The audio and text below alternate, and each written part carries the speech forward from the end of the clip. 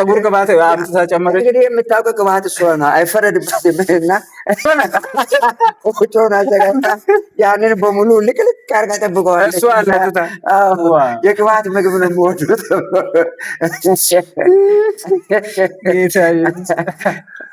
ሴትዮ አይፈረድባትም፣ የቅባት ምግብ ነው የሚበሉት እነዚህ የሚል ነገር ሰምታለች። ዳይሬክት ነው የተረዳችው ማለት። አዎ ዳይሬክት ተረታለች። ይሄ ቅባት ማለት ሌላ ቅቤ ወተት ምናምን የሚባል ነገር መሆኑ አታውቀው። እሷ የምታውቀው ቅባት ሄቶች የሚቀቡ የጸጉር ቅባት። ሌላ ገጠመኝ እንመለስ። ትንሽ ራቅ ወዳለ ስፍራ ለአገልግሎት ሄዳችሁ እዛኔ በወቅቱ የነበሩ ሰዎች ከዚህ አካባቢ የሚሄዱ አገልጋዮችን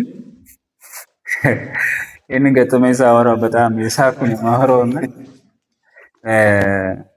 ቅባት ያለበትን ነገር ይወዳሉ ወደዛ አካባቢ የሚመጡ እንግዶች ተብሎ ቀረበ ምግብ ነበርና እስቲ ያንን እኔ ከማወራው አንተ በደንብ ያው የታሪኩ ባለቤትም ስለሆንክ ታውቃለህና አባታችን እስቲ ከአንተ አንደበት እንስማው።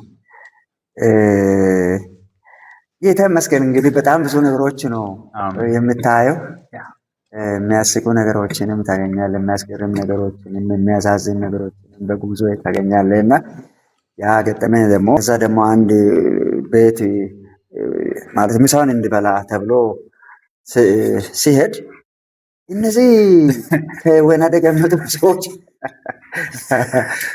ዝም ብሎ ሌላውን ምግብ አይመገቡ፣ የቅባት ምግብ ነው የሚመገቡት። በነገራችን ላይ ታሪኩን ስሰማ እኔ በጣም ተገረምኩት። ተመልካቾቻችን እንግዲህ በደንብ ትኩረት አድርጋችሁ ስሙ። እዚህ ከተማ ላይ ነው አለው ያ ወንድም ታገኙታላችሁ። ወንድማችን ሽፈራ ቡጡሻ ይባላል። እዚህ ይርጋለም ነው የሚኖረው። እዚህ ይርጋለም የኖረ ነው። ወደኛም ይመጣል። እዚህ ነው የሚያመልከው። ቤቱም እዚህ ቅርብ ነው እና በሰዓቱ በዛች እንትን ላይ ነበረው እሱ ነበረ። እሱን አስቀምጬ ነበረ አለፍኩትና ለምሳው ተብሎ ሲወሰድ ያው ሴትዮ አይፈረድባትም፣ የቅባት ምግብ ነው የሚበሉት እነዚህ የሚል ነገር ሰምታለች። ዳይሬክት ነው የተረዳችው ማለት። አዎ ዳይሬክት ተረታለች። ይሄ ቅባት ማለት ሌላ ቅቤ ወተት ምናምን የሚባል ነገር መሆኑ አታውቀው። እሷ የምታውቀው ቅባት ሄቶች የሚቀቡ የጸጉር ቅባት የቅባት ይወዳል ሲባል የጸጉር ነው ቀጥታ። የቅባት ምግብ ነው የሚወዱት።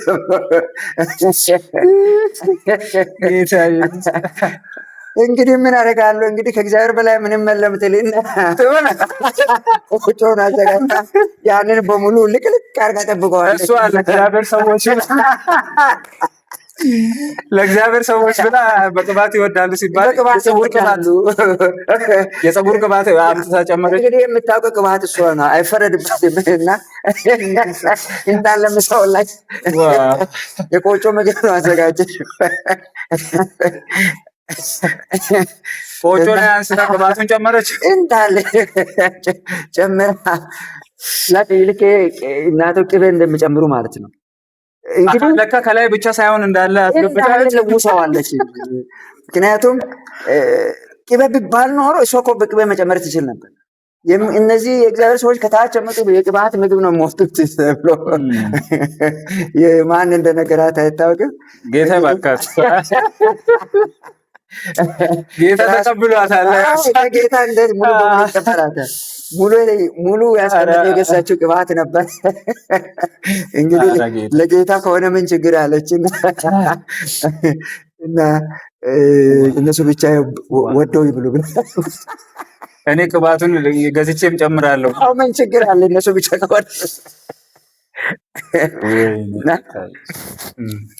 ሲቀርብ ደግሞ እንግዲህ ወንድማችን እንዴት ይብላ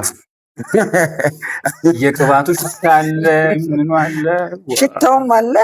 እንግዲህ ሲቀምሰው እና በሽታው ሳይ ሌላ ነው። እንግዲህ ምንድን ነው ብለህ ስል ያው እናንተ የቅባት ምግብ ትወዳላችሁ ስለተባለ ስለዚህ ነው ጨመርኩት። እና በዚሁ አንድ መልእክት ይሄንን ሚዲያ ለሚከታተሉ የእግዚአብሔርን ወንጌል ይዘው የወጡ አገልጋዮች መናገር የምንፈልገው አለ። በዝማሬ እግዚአብሔር ያስነሳችሁ በእግዚአብሔር ቃል ወንጌልን ይዛችሁ የወጣችሁ ብዙ ነገር እየገጠማቸው አባቶቻችን ለእግዚአብሔር ወንጌል ብለው ምናልባት እኛ ወጣቶች ነን አናደርገው እውነቱን ለመናገር እና አገልግሎት አይደለም ይሄንን ነፍስን እስከ መሰዋት ድረስ የሚያደርስ መሆኑን አውቃችሁ ወደምትሄዱበት የአገልግሎት ስፍራ ሁሉ በብዙ ትህትና በብዙ አክብሮት እንድትሄዱ እንላለን።